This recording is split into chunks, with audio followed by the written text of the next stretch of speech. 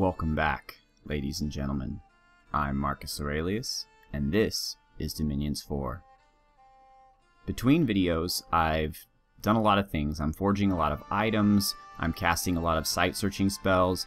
Most of my very small empire has been searched, but I'm doing whatever I can to search the final paths in the final areas so that I can get a pretty large gem income, because I really need it. In terms of research, I'm currently trying to get to construction level 6 for very powerful magic items, but I'm about 3 turns away from it, although if I were to dedicate my mages straight to research and not to creating items and doing other things, it'd be a lot sooner. From there, I'm going to go to Conjuration in order to get the Gozumezo, Oni General, and Kitsune at level 6. Hope you all are doing well. As they say, thank Date Masamune, it's Friday. No fire sites. I could really use some of those. Oh good, one in Winna. No astral, no astral. We now can name a new prophet, as Bakemono Batman's essence has left the world. Let's look at our next assassination attempt. Who's she going after this time? Just a regular commander, and even though he was the weakest of the 3 people that we have been sent to attack, he took her out. We have Agartha versus Vanaheim. I would like to see this very much, as I would like to see what both of these armies have to offer. Right now, Agartha doesn't look like much. They've got regular Agarthan infantry, but otherwise they have bear warriors and heavy infantry. They have an attendant of the oracles, which is a level 1 priest, and your typical neutral heavy cav. Vanaheim has a Chud Jarl, who is just a level 1 priest with some cold resistance. I should remember that if I ever go against them, not to use cold. Vanaheusian Goad, which is another level 1 priest. So we have 2 level 1 priests that are both different. They're sacred, so the blessing is attack skill +3, so some fire magic, precision +2, some air magic, reinvigoration, so some earth magic, and hit points, which is nature magic. So this god is kind of a rainbow god. I don't see why they have 2 units that are essentially the same. He's in leather and he's in chainmail, so he's a bit better. Then we have a regular herdman, just a heavy infantry, medium infantry. Well, he's pretty decent. And a hearse, which is the chiefs of Vanaheim, so it's basically the commander version of the herdman. Other than that, we just have some pretty regular troops on this side as well. So we don't need to watch it, but it looks like Vanaheim won. Okay, Undermountain, Atlantis is attacking us. This is the Cave Province, so let's see what happens. It's a pretty decent force. Looks like a group of mercenaries. We got Helmet the Siege Engineer, and these guys. So they have a siege bonus, but we don't have a castle, so that's not too problematic. However, those crossbows they wield are quite problematic. And we only have 1 Shura, and that's Unit 171. He's a champ, so we'll see where that goes. We do have our Bakemono Sorcerer spamming Terror, which is a really great spell. And now he's casting Fireball, which is also a lot of fun. Unit 171 has entered the fray. He's killing pretty much everything that stands in his way. Wow, did you see that? But his bodyguard has left him, the cowards, and so now he's being hit by arrows from all sides. Luckily, they don't seem to be doing anything, and he again is just tearing through these guys all by himself. Good job, Unit 171. You're still awesome. You got experience. You weren't even hurt at all. Their quickness, by the way, gives you extra defense, right? So, well, maybe it does. 16, 17, 18, 19. What does heroic quickness do, actually? Increasing number of action points. That's why you're outrunning everyone. Okay, so it doesn't give you extra defense like I thought. That's really too bad. But you're still pretty powerful even without it. And a sneaking enemy was discovered. Okay, the first thing we need to do is make sure that our sneaking guy isn't discovered. Well, one officer and a few loyal henchmen. I guess he's going to stay there for a little bit more. Armugina, who was in, if you would have watched 2 episodes ago, who was in Noperabo form, the faceless form, is still there. Okay, so we're still holding tight here. And they look substantially weaker here. 20 units. But still we have one general, Tolmac, who's not really doing much of anything, and then one sorcerer and Ashura. That is not a guarantee of victory. What should we do? 80 units there. If we could stop them from creating more land-based units here, although I don't know if Atlantis... This is the Middle Age. I don't think they can recruit land units. I'm not 100% sure. But they can definitely recruit what looks like heavy infantry. So, okay, Tolmac, you are going to go back home to refill with troops. Rezo and Unit 171 are going to go up here, along with the entire crew here. Artemis, Gus, Sheena, and Tom Hallier. Let's stay on the offensive. We have the undisciplined guys firing their bows. We have the undisciplined guys in the front soaking up arrows. Unit 171 is going to stay back a little bit over here, along with his one guard. Let's give him one of Tom's guard. Tom, I'm sure you're willing to share.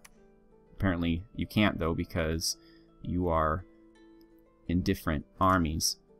So Rezo is going to move back, and he'll give one of his guys to Unit 171. That sounds like a plan. Alright, who is this?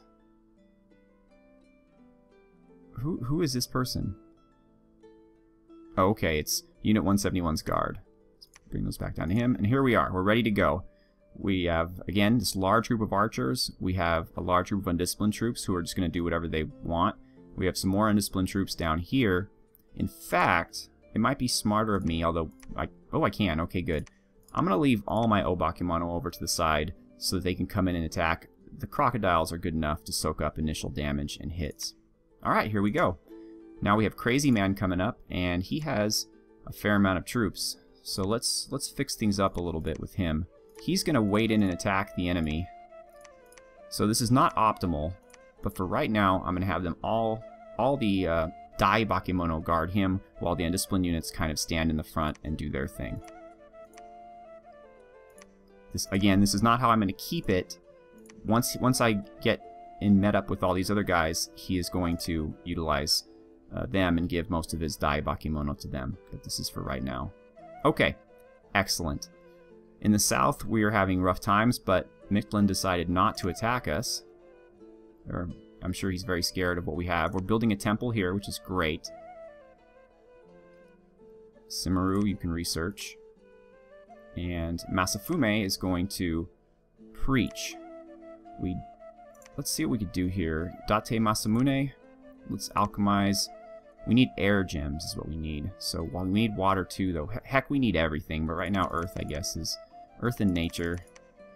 Our biggest income is in nature and water. So you know what? We do need water, but I want to make this work. So I believe it's 55 air gems. And now Date Masamune can summon a Dai Tengu. Lighthawk is about to join the battle. Okay, I built some skull staves for our 2 death Ubas to make them 3 death because I intend to use them in battle. And how I'm going to do that is I'm going to give them each a guard of Dai Bakemono and have them just spam cast the spell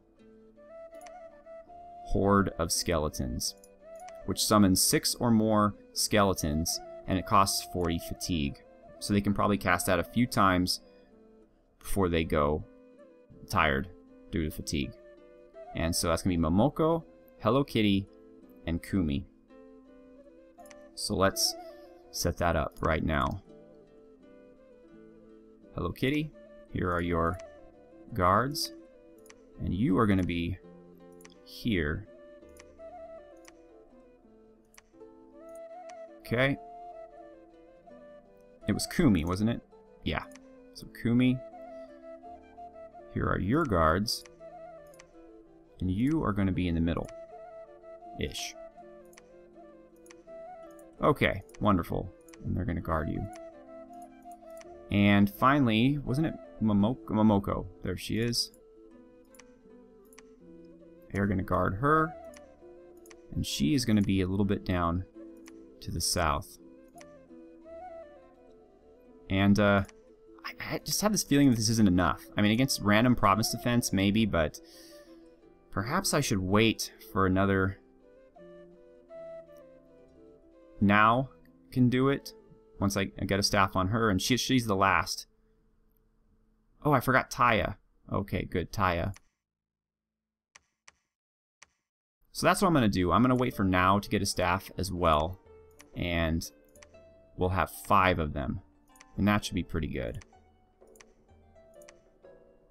So I'm going to do that. Now can actually forge her own staff. And she can forge it now. Okay. Oh, that's not what I wanted to do. Actually, I just wanted to research with you. I'm not going to do anything cute right now. I'm just going to do some research to get level 6 items. So I could start really forging with passion to help out my Shuras. Yeknotathon, you are getting a couple things. I got you some Ranger's boots. That's going to give you stealth, since you wanted to be stealthy, and also reinvigoration and forest survival, so you can move over forest tiles without any penalty. It's not going to help much in the swamp, but still, you wanted stealthiness, and I thought that would be good for you. That is it for you, though. And then Masatsura, running out of names here. I do have a couple names left, but they don't want to be Shuras. You're going to get this, this, and this. So what this does is, of course, raises his protection. This adds another attack. He basically floats around him and attacks the people that are attacking him. And this gives him poison resistance and luck. So the luck is because they have low hit points, and maybe that'll avoid them getting hurt. He will now be susceptible to fire, but my enemies don't seem to be using it. And Masatsura is going to go join to the south. Kota, you're moving back up to the capital because we're going to use you in an amphibious assault pretty soon. Toya is going here. Maybe she can assassinate this priest, or a Nahawali. I'm not sure what that is. Sure, it's pretty dangerous. Alright, so everyone is researching or doing something. Yes. Yes, okay, great. And we're slowly building up our gem income again. So let us recruit, of course. 6 of these guys. 4 of these guys. And oops, no, not 4 of these guys. 3 of these guys. And cannot afford a sorcerer. Alright, Anuba. I do like my Ubas, and I will need to replace the all the 2 death Ubas that I am sending out to battle.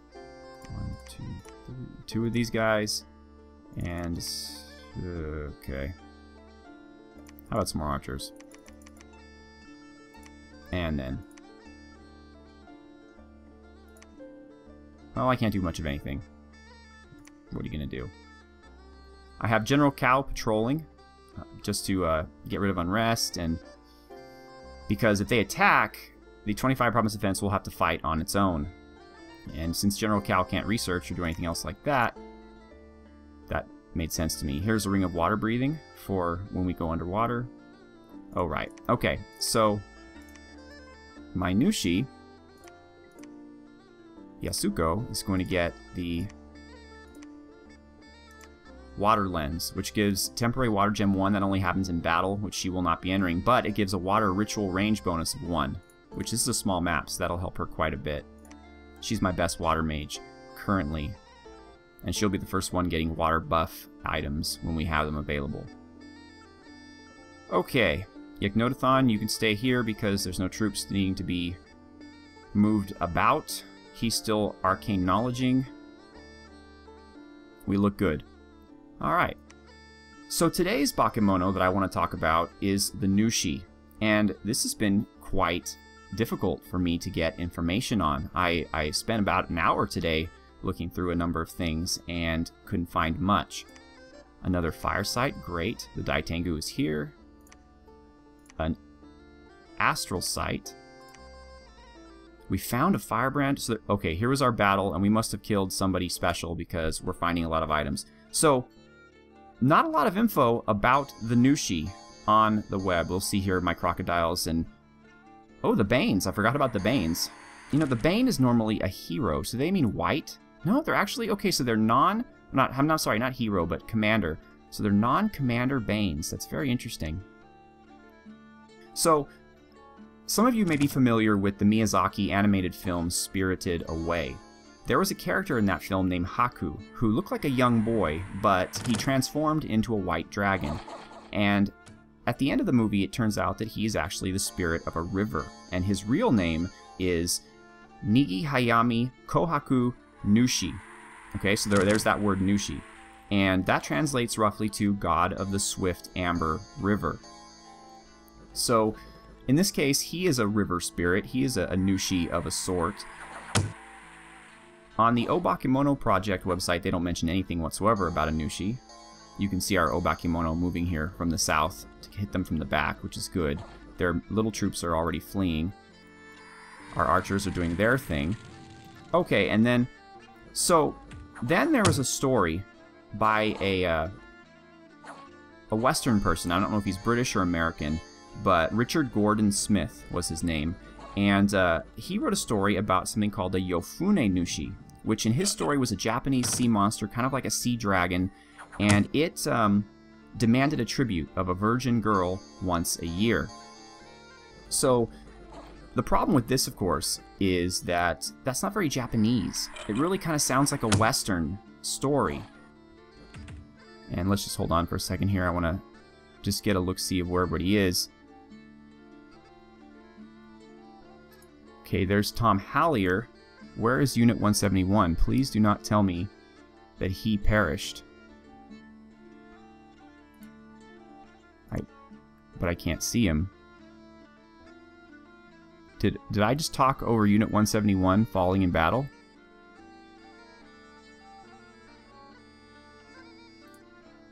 There's 2 Bakemono, but they're all by themselves. Oh my gosh. There's Reizo. I don't know. We'll have to find out. So, this problem with that story is that, again, it sounds very Western. It doesn't sound very Japanese, and even the man who wrote it said that he wasn't sure of its authenticity, and there's no confirming sources in Japanese or from Japan that back up the story. So, that makes it a little nebulous and dubious in its authenticity. Finally, there's a Japanese deity called Okuni Nushi, who is the god of magic and medicine and happy marriages, and he is the son of the storm god Susanoo, or Susanoo. I'm not sure about the pronunciation. But again, nothing particularly about the sea. So, there you go. Those are 3 separate things I've found with regards to Nushi, but none of it really matches what we see here in this game as our Nushi summon. Tom Hallier's doing his thing, but I'm really interested to see if... Yeah, we did. Somehow Unit 171 fell in battle. But don't you worry, Unit 171. You are like the immortal hero of my empire, so you are going to come back very soon. Silverham. Mictlan versus us. This is where I have my castle, my province defense, and a pretty decent guard force with General Kao and Ansoku Maru. So let's see what happens. You know, I find myself using the page up key more and more to get kind of the bird's eye view of the battle. Oops. Shoot. How did I do that? I don't know how I did that. Let's just do that. Okay, excellent. Alright. So hopefully the province defense will soak up most of the damage. One thing about Mictlan is they're not very heavily armed, so ranged attacks do a lot against them, even without any kind of bonuses. Again, Mictlan really benefits from a very strong Bless, and even that only makes them particularly powerful in the early game. They do have the ability to mass troops quite frequently, though. We lost 3 Bakemono archers. I will definitely take that. Okay, Winna. Our 3 Shuras. We've lost 1 Shura today. Let's make sure we don't lose any more. Oh boy, there's a ton of troops.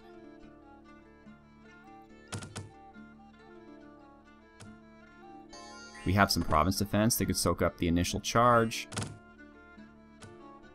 And hopefully they will before my Shuras catch up with them. I don't really care if each and every single one of them die, because they'll be back next turn as long as we win the battle. Okay, that was really interesting. This nature mage here just cast Touch of Madness on Charles Lasky. It doesn't seem to have taken. That would have made him berserk. But okay, so the Shuras are now entering the battle. Oops, we can zoom in a little bit here. Here they come. And their bodyguard, of course.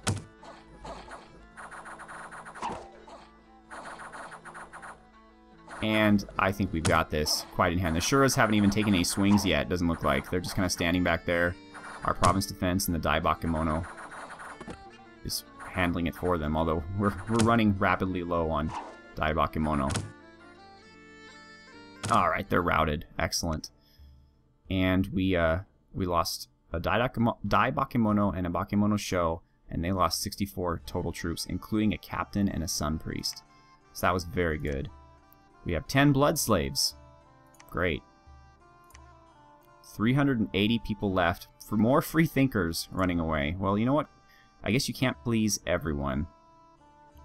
We've started to destroy the gate, but we need more time. That's okay. So, Masatsura. What is going on here? What is happening? Oh no. Unit 171 is back. Actually, just so we can keep track of how many times Unit 171 dies, how about Unit 171 the second? Okay, excellent. And he is going to join his brothers down here in Winna because they desperately need the help. And Kota is back, but he's just going to hang out, unfortunately, for right now, since we don't have the means to recruit Kappas. Okay, so Ferric looks like he is through searching and our air sites. So how about we move? Well, no, do you need 2 to search for air sites? Yes, you do. Okay, so he's worthless. But you know who isn't worthless? Juro here, or as I come to know him, Lighthawk. 3 air, 1 earth, 1 nature.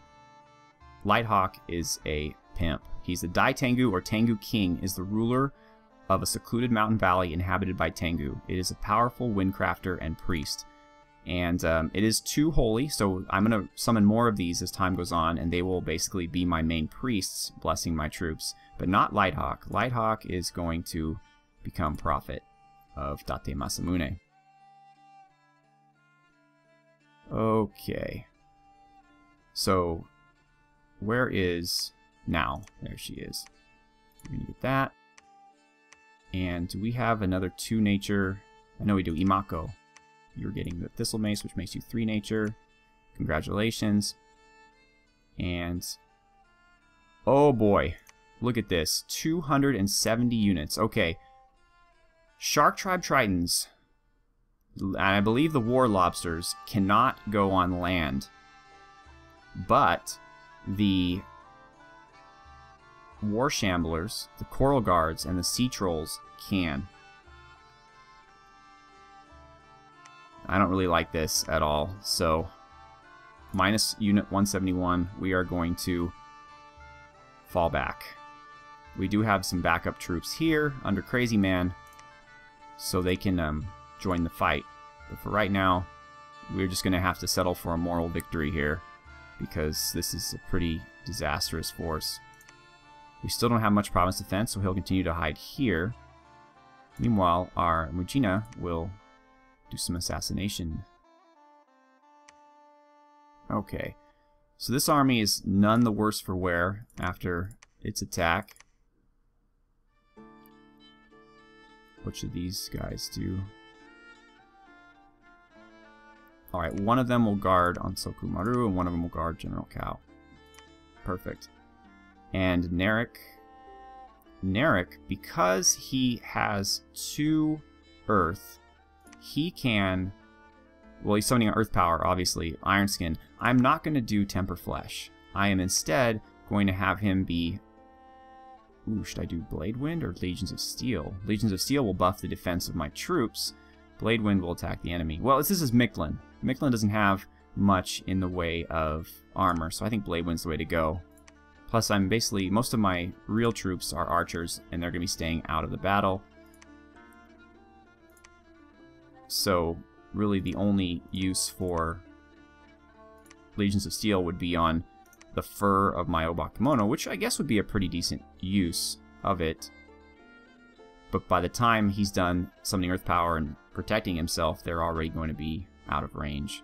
So, and he is going to join in the patrolling. Okay, good. Alright, so Soferic, research. Date Masamune, research.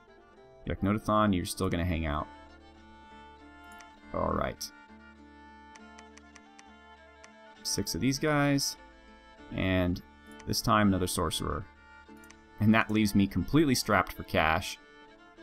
Would you look at this province? I haven't even searched for air in it yet, and we already have a totem collection, which increases luck. We have nature and astral. We have the Castle Arcanum, of course, with the Wizard, Warrior Mage, Earth, and Fire. We have the Sun Ridge with 2 more Fire. The Sea of the Tears of Men with 2 Death, 2 Water, and Mudfield with 1 Earth. So this single province is responsible probably for like a half to a third of our gem income. I might want to boost the province defense here up to like 35 or 40. Solmak is coming back home. Is there anybody here you can take with him? Yes, there... Wait, no, that's in the swamps. But here... No. Okay. And here we have a bronze pillar. So we're starting to discover fire sites.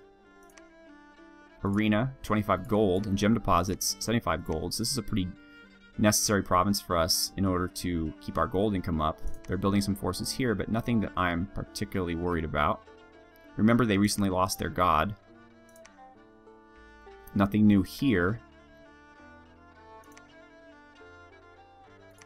I don't know if we had that before or not.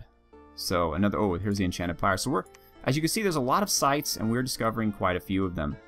So let's just go one more round, and... oh, you know what? 74 to 6.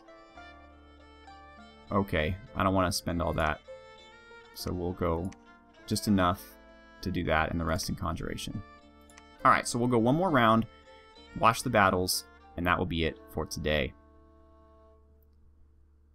We've got construction like we planned. Augury, no sites. Augury, one more site. Okay, another fire site. That's great. Now we can start casting fireballs and fire arrows and a whole lot of good stuff. Lighthawk, the Daitango, is now our prophet. I think when it says tried to assassinate, that means that she lost. Pretty sure. Let's see. Body ethereal, yeah, I'm thinking. Commanders are easy to assassinate. Priests and especially level 3 or higher priests like prophets and mages are not quite as easy. Farron Mountains, they're trying for their 2nd throne. Again, this is the big throne. I don't think they're going to do it, but let's see what the throne has guarding it. We have a ton of fire snakes, which are pretty much as written. They are snakes that are on fire. Then we have Ninmug, the Netter of Kings, which has a ton of gems and really cool magic paths, but as we've seen before, non-nation gods, like in this case an independent god, they cast stupid spells. Like, well, Flare's pretty decent, but with that level of magic skill, he could have done something really cool. And then otherwise, we just have basic light infantry, heavy infantry, a bunch of clay men, which regenerates. That's kind of neat. Oh, and behind the fire snakes we have fire drakes. Wow. They're just tearing. Wow. No, Mictlan, I don't think you're gonna take this one. Okay, Avoca. I'm not even sure where this is. Okay, this is what I just took. Wasn't everybody leaving? Oh, okay, we have 2 of these guys and they're running away. And now, well, that's actually kind of good. Maybe they'll make it to our other province. Well, one of them did anyway. So, Tom Hallier and Crazy Man. Okay, you're gonna give up your Dai Bakemono to Artemis Fowl because he is going to command them actually in battle. They're going to attack. They're going to hold and attack the rearmost. Okay. And we still have surviving crocodiles. That is amazing. But what else is up there in the front? Oh, here we go. Oh, Bakemono. I want to take everybody away from Crazy Man. He's just going to be a Shura who does Shura things like killing everything he can possibly find. Artemis is just going to hang out like he's been doing. Rezo's going to keep doing his thing. So we have Tom and Crazy Man. Crazy Man, let's move you down to about here. And your guard will follow you. And Tom, let's move you up here. And your guard will follow you. Alright. So Unit 171 has died and been resurrected. Although now he's in a different theater of war. He's down here with these guys. And they're going to stay here because as much as I want to take this province, I don't want to lose this one. Especially after all the money I invested in its province defense. And it's worth about 75 gold to me and a number of gems. Meanwhile, not only did Lighthawk arrive on his own, he brought with him Tengu warriors, who are basically Tengu that fly and are sacred and wear armor. So they're pretty decent, 12 protection, 12 defense. Nothing to write home about, but pretty good. 13 hit points, so 3 more than a typical human. And they're allowed to fly during storms. So if this was my campaign where I had that storm staff, they would be interesting tactically. And then we have Karasu Tengus. I love these guys. I love these guys, and hopefully I'm going to be recruiting or summoning a ton of them because they're sacred, they fly, but also they have a lightning attack in addition to their katana. So they're just deadly. The problem is they're very squishy. 4 protection and 15 defense. So my bless isn't exactly super for that. But I'm going to clear things up from my screen here, I'm going to give them to Lighthawk. So what I think I'm going to do is the Tengu warriors are going to guard him. And these guys are going to hold and attack the rear. And I'm going to put them off to the side. This is just for when they leave the castle. For right now, I'm just taking the time. Okay, Babuna and Nico are done with their site searching spells. So we found pretty much everything we're going to find here. Alright, so next episode we're going to move out our 3 death Ubas, led by Hello Kitty, and they are going to start raising some undead skeletons to harass our enemies. Meanwhile, this army up here will continue to try to avoid a losing battle, but perhaps I can have them move up here and take some of these lands and get rid of some of these temples. It might put these 2 at risk, which is not a good idea, but if I move the... Well, I'm not sure where the Ubas are going to go, whether they're going to go north or south. It'll depend, I guess, on where I think they're the most useful. Looks like Vanarus built a castle here. That's not a good thing because they're next to my province now, and eventually we are going to be at war. And I see a number of elephants here, too. War elephants, which again is not a wonderful thing. They could potentially be going after the throne. But 2 away of my capital, that's my throne, and they better stay away from it. This one might be the level 3 throne, too. I'm not sure. Well, anyways, arigato. Thank you for watching, and have a good one.